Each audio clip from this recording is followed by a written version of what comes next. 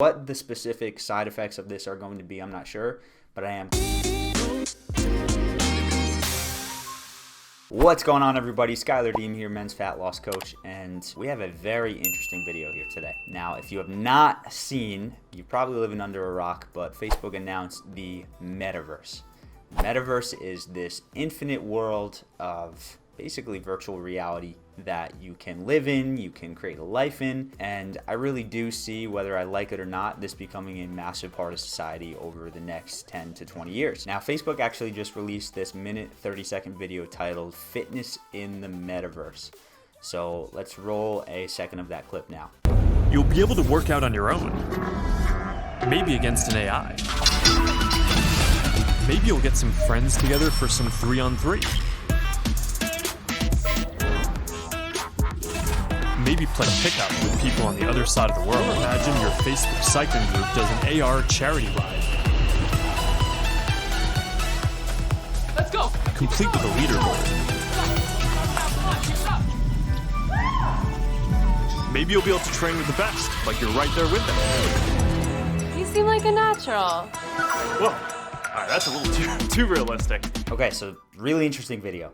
Right, really interesting video of their take on what fitness is going to be like in the metaverse, because fitness is an important aspect of life. You can't just live in the metaverse 24/7 and let your human body decay. And so I have a lot of concerns about this. Now, I know that we're kind of in that weird limbo period where virtual reality and everything like that is becoming more of a part of our society, and a lot of these virtual reality games actually do involve us getting fit, dodging, like doing all these things that does move our body, which is great. However, here's where I'm a little hesitant. So I have not seen any research yet on how constant dopamine hits affect exercise. So the research has been done on how when you exercise impacts dopamine, and it's found that exercising allows you to circulate more dopamine naturally through your body and increase the amount of dopamine receptors that your brain has. But the research hasn't done the opposite, right? Seeing about how does consistently having dopamine hits while you're exercising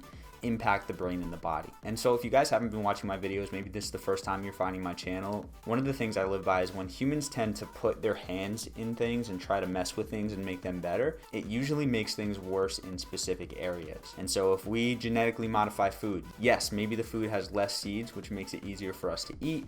Maybe the food is more resistant to bugs, which makes it easier to grow, but there are usually some negative side effects in the long term. Right, we look at pesticides. Pesticides are man-made. They're there to kill bugs, make it easier to grow more food for the population. In the process, it really impacts our health. We look at phones, right? Phones allow us to connect with people. They have all these positive sides. They also really mess with the dopamine receptors in the brain and get people a lot of addiction problems and anxiety and depression. And so when I look at this big picture, I think of how exercise, and if we think of this in an ancestral way, when we were to exercise, it wasn't just going out for a run for our health. It was literally running to get our food. It was walking to travel from tribe to tribe. It was lifting heavy things and putting them down.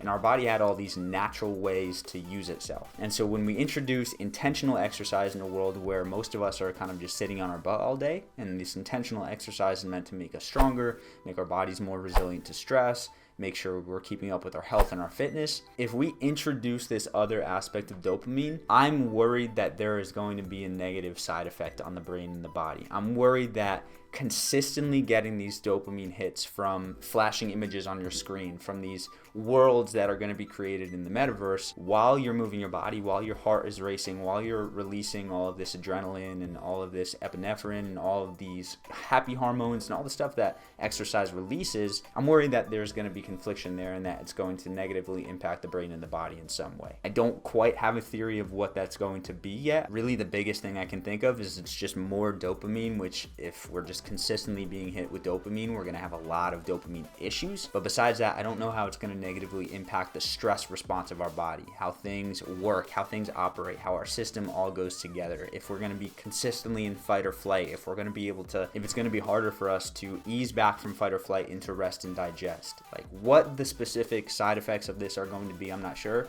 but I am concerned. I believe that exercise is something that we are supposed to be doing in this physical world, and when we move the body, when we challenge our cardiovascular system, our muscular system, we change all our hormones. I really think being in this reality is what's most important, and if we are getting these hits of dopamine and all these other things that this virtual reality is going to push us to do, I don't see it turning out good. I see it causing a lot of mental issues. So obviously we are very early in this stage, so I'm not saying this as a definite. It's way too soon to tell, but as someone who has been studying health, as someone who's been studying psychology, hormones, how this human life that we live and the things that we create as humans impacts our natural state, I'm saying from just experience and just from my studying that I don't see this being a great thing. I see it potentially motivating people to be more active, which is great, but when you factor in hormones, dopamine, everything like that, I do see some potential issues arising. So like I said, it's way too soon to tell for sure, but we will be monitoring as the metaverse is released, as it becomes more widespread globally, as more and more people are participating.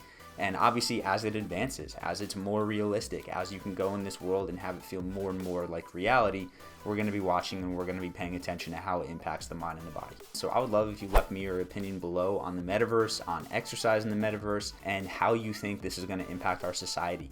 Do you think it's a good thing? Do you think it's a potentially negative thing? Where is your brain at with this?